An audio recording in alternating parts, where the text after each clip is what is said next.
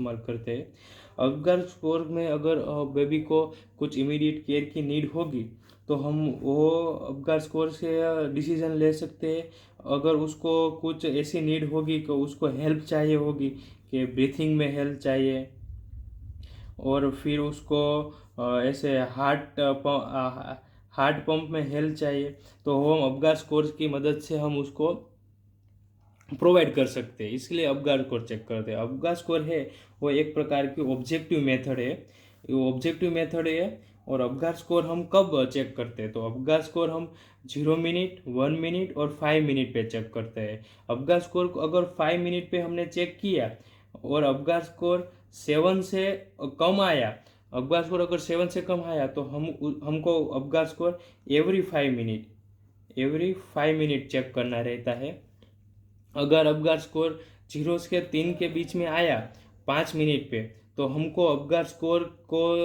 हमको बेबी को death declare करना होता है, वो प्रीटर्म हो या टर्म बेबी हो। अगर 0 से 3 आया तो हम उसको डेथ डिक्लेयर करना पड़ता है। अगर अबगार स्कोर हम नॉर्मल कैसे कह सकते हैं, अगर अबगार स्कोर 7 से 10 आया तो हम उसको नॉर्मल कह सकते हैं, 5 to 7 आया तो उसको मॉडरेट कह सकते हैं, और सीवियर आया मीन्स 4 to 5 आता है तो हम उसको सीवियर कह सकते हैं, और वो सीवियर डिप्रेशन में है ऐसा कह सकते हैं। अब अबगार स्कोर क्या है वो हम वो देखते हैं। अबगार स्कोर में जो ए होता है वो अपीयरेंस के होता है, कि हमको बेबी को देखना है और उसको स्कोर जज करना है। अगर वो साइनोटिक पेल है मीन्स के पूरी ओवर बॉडी में उसको ब्लूइश डिस्कलरेशन है तो हम उसको 0 स्कोर आपे देंगे। अगर वो बेबी को सिर्फ पेरीफेरिस ब्लूइश कलर की है, हाथ और पग ब्लूइश कलर के हैं, तो हम उसको 1 स्कोर देंगे। और अगर बेबी पूरा पिंक है तो हम उसको 2 स्कोर देंगे। पल्स में हम क्या देखेंगे, अगर बेबी को 0 पल्स है तो हम उसको 0 स्कोर देंगे, 100 से कम है तो उसको 1 स्कोर देंगे, और 100 से 140 के बीच में है तो हम उसको 2 स्कोर देंगे। अगर ग्रेमेंस मतलब क्या है कि हम बेबी को स्टिमुलेट देते हैं और बेबी उसके वो अपना कैसा रिस्पॉन्स करता है उसको हम ग्रेमेंस कहते हैं। अगर हमने बेबी को स्टिमुलेट दिया, वो रिस्पॉन्स नहीं दे रहा है स्टिमुलेट के प्रति, तो हम उसको 0 स्कोर देंगे। अगर वो वीक क्राई कर रहा है और जब हम स्टिमुलेट देते हैं तो हम उसको 1 स्कोर देते हैं।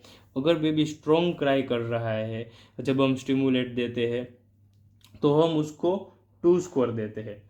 अब देखेंगे एक्टिविटी। अगर बेबी पूरा अपना हाथ और पैर सब अब सुकड़ के नहीं रखता है, छूटे छूटे रखता है, दूर दूर रखता है, तो हम उसको फ्लोपी पोजीशन कहते हैं। वो हाइपोटोनिक है और वो अपने एक्सट्रीमिटी एक्सटेंड करके रख रहा है, वो अपने हाथ और पैर दूर दूर रख रहा है तो हम उसको 0 स्कोर देंगे। अगर वो थोड़ा सा फ्लेक्शन दिखा रहा है, वो थोड़े थोड़े सुकर के रख रहा है, वो सुकड़ने में ज़्यादा ताकत नहीं लगा रहा है, तो हम उसको 1 स्कोर देंगे। अगर हम उसको देखेंगे वो ज़्यादा मतलब बहुत ज़्यादा ऐसे सुकड़ के रख रहा है, हम उसका हाथ को दूर ले जा रहा है तो वो तुरंत नज़दीक ला रहा है, तो हम उसको 2 स्कोर देंगे। अगर बेबी रेस्पिरेशन देखे, अगर वो रेस्पिरेटरी नहीं कर रहा है तो हम उसको 0 स्कोर देंगे।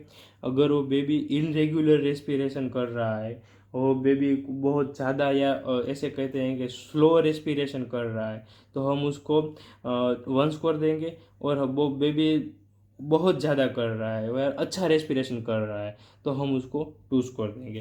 अब एक MCQ देखेंगे, ये MCQ एम्स में आया हुआ है। Baby has 20 beats per minute heart rate, stimulate lusty cry, pink in color and well flexed tone. So what is Apgar score is. अब ये एम्स का MCQ है, आप स्टॉप करके सोच के आंसर दीजिएगा, मैं समझा देता हूँ। हम यहाँ पे या तो 7 या फिर 8 या फिर बहुत दिमाग लगाएंगे तो 9 आंसर देंगे, पर एम्स में पूछा गया है तो ये डिफ़िकल्टी होगा। हमारा आंसर होता है 10। How to define. अब देखेंगे अबगार में हमने क्या देखा कि हमको बेबी की ये जो अपीयरेंस है वो कैसा है, तो यहाँ पे लिखा है पिंक टोन है, तो पिंक टोन को हम 2 स्कोर देंगे। अब हम देखेंगे पल्स, तो पल्स को हम 120 बीट्स कहा है तो हम उसको 2 स्कोर दे सकते हैं। अब हम ग्रे मीन्स अब स्टिमुलेट देते हैं तो बेबी कैसा रोता है, तो लुस्टिक आई का मतलब होता है बहुत ज़्यादा ज़ोर से रोना। अगर बेबी ज़्यादा ज़ोर से रो रहा है तो हम उसको 2 पॉइंट दे सकते हैं। और लुस्टिक आई है तो आप इसको नोट करके या कहाँ भी रख सकते हैं। अपीयरेंस, तो अपीयरेंस ये जो एक्टिविटी है, जो ये वाला है वो एक्टिविटी का है। तो एक्टिविटी कैसी है, यहाँ पे लिखा है वेल फ्लेक्स टोन, वो बेबी सुकड़ के रह रहा है, वेल फ्लेक्स है तो हम उसको 2 स्कोर देंगे। और अब यहाँ पे है रेस्पिरेशन, यहाँ पे रेस्पिरेशन की कहीं बात नहीं की है, पर हमको कैसे देखना है, लुस्टिक का है, बेबी ज़ोर ज़ोर से रो रहा है तो वो मीन्स अच्छा रेस्पिरेशन रह रहा है, वो ब्रीथिंग अच्छी कर रहा है, तो हमको यहाँ पे 2 स्कोर देना होता है। ऐसे बेबी का स्कोर हो गया 10।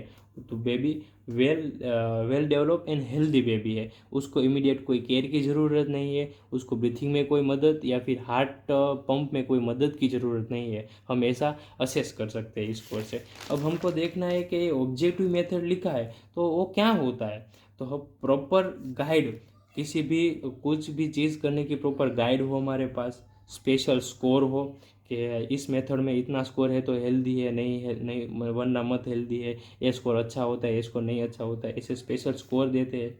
और शीट, अगर हमारे पास कोई भी ऐसे असेस करने की कोई शीट है तो उसमें हमको टिक मार्क करना है या स्कोर लिखना है तो वो ऐसे ऑब्जेक्टिव मेथड है, वो प्रॉपर मेथड है। अगर हमको बहुत अपने पर्सपेक्टिव से देखना है, ऑन पर्सपेक्टिव से देखना है, हमारा अनुमान लगा है, तो हम उसको सब्जेक्टिव मेथड कहते हैं। तो आज हमने क्या देखा, अपगार देखा, अपगार क्या होता है, क्यों नीड है अपगार की, वाई अपगार हम क्यों नीड है वो देख दिया। व्हेन टू डू, कि अपगार को हम कब करना है वो हमने देख लिया। हाउ मच नीड, के अपगार 0 से 3 में बेबी डेथ, 3 to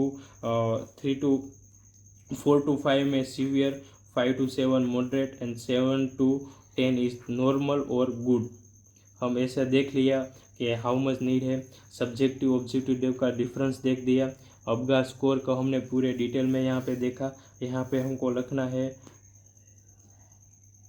लुस्टिक है, ऐसा हम लिख लेंगे तो हमको इजी रहेगा। और एक क्वेश्चन आ गया है तो फिर भी आने के चांसेस है ये लुस्टिक के रिलेटेड। तो हमने वो अपगार स्कोर को डिटेल में देखा, एक MCQ सॉल्व किया। So that's all, thank you.